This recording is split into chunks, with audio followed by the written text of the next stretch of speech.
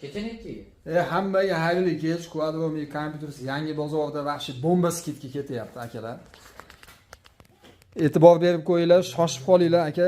Bunaqa skidga juda kamdan kam bo'ladi bizda. Qaranglar, 20 dona рабочий monitorimiz kelib qoldi. 15 dona Zifler, 5 dona Redmi'dan bor. Hammasini korobka dokumenti, hujjati hamma yo'g'i chotki, holatlari ham ideali yangidek holatda.